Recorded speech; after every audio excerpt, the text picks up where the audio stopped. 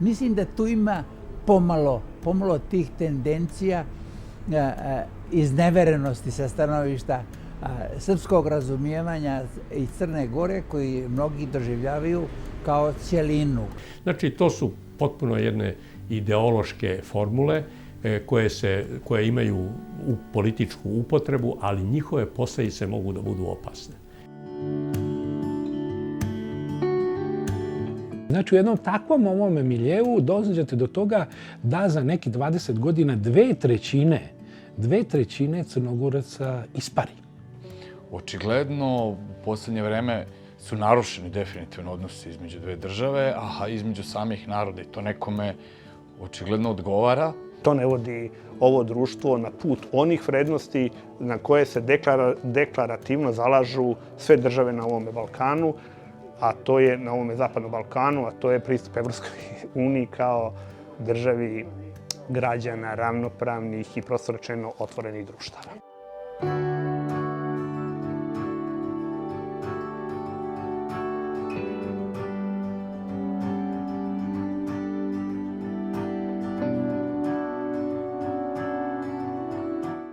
Onaj narativ koji se, da kažem, utemeljio u Srbiji, a to je da je nacionalna priča koja isključuje drugoga, pre svega ta priča koja nužno proizvodi sukobe, potencijalne ili otvorene, sa svim onima koji nemaju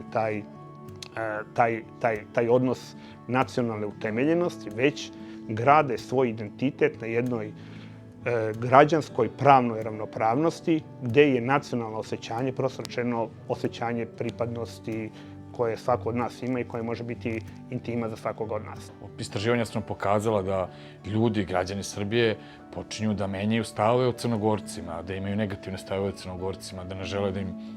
Možete zamisliti da vaspitač u detetu bude... To je prosto... Ja nisam mogu da verujem da tako nešto se dešava, ali evo, videli smo. I to je ono što kažemo šta mogu da urade javne politike, šta može politika i neko ko kreira javno mnjenje i kome verovatno da li odgovara da se zateže situacija između ova dva najbliža naroda, što bih ja rekao.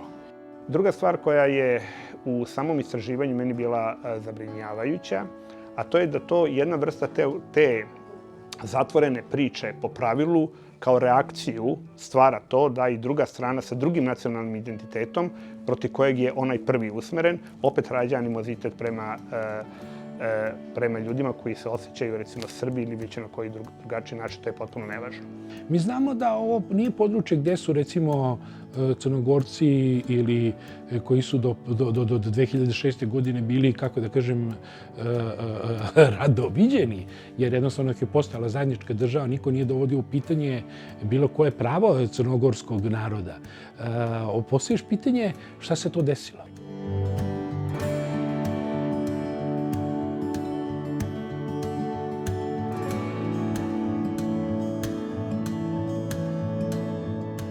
Ja mislim da otkad se osamostalila Crna Gora, da je postojalo malo tendencija žala ili osjećanja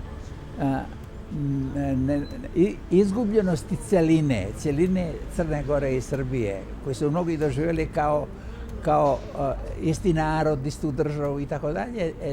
Tu imamo i previše onog što su predrasude. U odnosu na samu crnogorsku državu koja se osamostalila. Pa bi onda sa stanovišta tolerancije bilo normalno i logično da ne bude nikakvog razloga da se osporava i da se neko krivi zbog toga što hoće da konačno ima svoju državu. Nažalost, to je nastalo onoga momenta kada je počeo raspad Jugoslavije. Raspad Jugoslavije su, da kažem, određene političke elite stavile u službu jedne najopasnije ideologije, a to je nacionalizma, jer su u stvari podigle jednu zemlju koja je bila više nacionalna i više religijska, ali i više konfesionalna. Znate, više religije, to su, na primjer, hrišćanstvo i islam, ali imate i konfesije u okviru, znači hrišćanstva imate katoličanstvo, pravoslavlje, protestantizam, da ne govorim hrišćanske sekte i tako dalje. Oni su upravo da bi se rasturila zemlja i da bi se formirale nove države, poslužile se tom nacionalističkom ideologijom i ona je išla preko jedne nacionalističke propagande i jedne retorike u kojoj je trebalo reći da su neki narodi, odnosno neke etničke grupe ili neke nacije bile više zapostavljene, druge da su forsirane i na toj retorici koja je izazivala određena osjećanja su nastali i ratovi i obračuni i to što se tada desilo jednostavno traje do današnjih dana.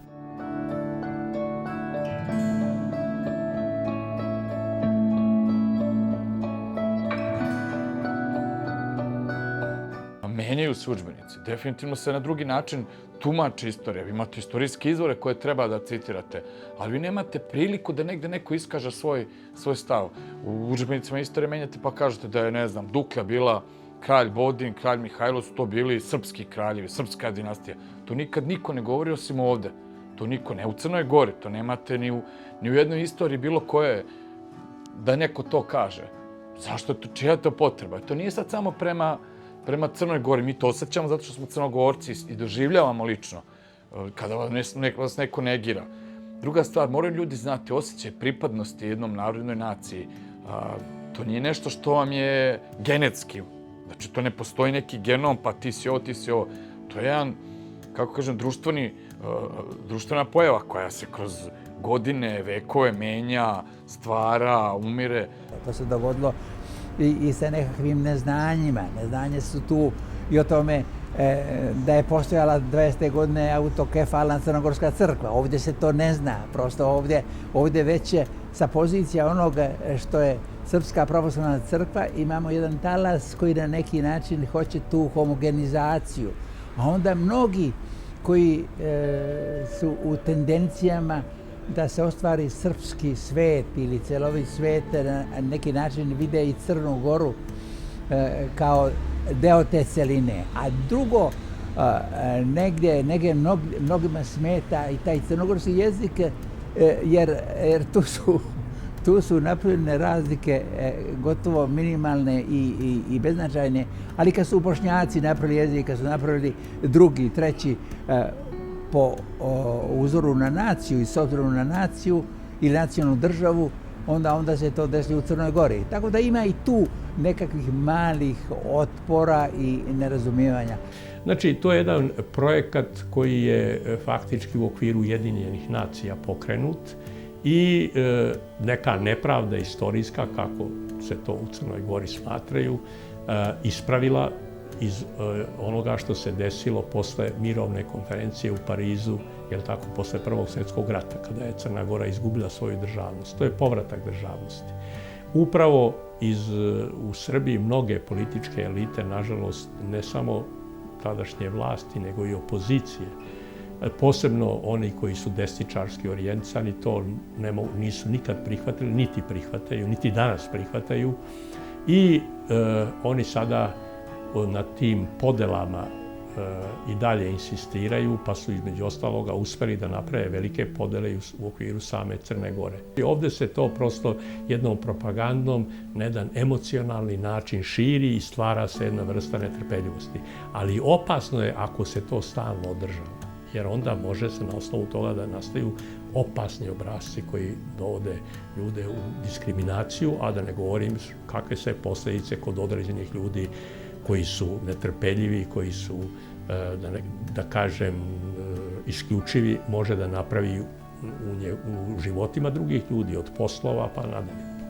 Nažalost, definitivno postoji neka politika, ono kad kažemo stvaranje srpskog sveta koje ne ide, ja mislim, na dobro, uopšte ne ide na dobro ni Srbiji, ni Srbima, ni svim ostalim narodima. Te politike velikih, Albanija, velike Srbije, velike Hrvatske, velike bilo koga, to je politika negiranja drugih. Mi treba se bavimo politikama, ideologijama kako da živimo jedni s drugima. Znači, ideologijama multietničkog društva, da ćemo poštovati jedni druge. Ja mislim da ta nerazumijevanja nisu kod svijeta koga ja srećem, građana, Mislim da ti koji hoće da razumiju razliku i drugost i potrebu nekoga da ima svoju državu, u ovom slučaju Crnogorsku, nema nikakvih problema. I sve će ih manje biti problema. Ja mislim da tu konfliktnost proizvode odnosi antagonizma između političkih elita. Političke elite su tu, čini mi se, ili jedan deo političkih elita su na neki način bez dovoljno rezonovanja i razumijevanja proizveli nešto malo satanizacije drugosti ili drugoga. I to je jedan od problema.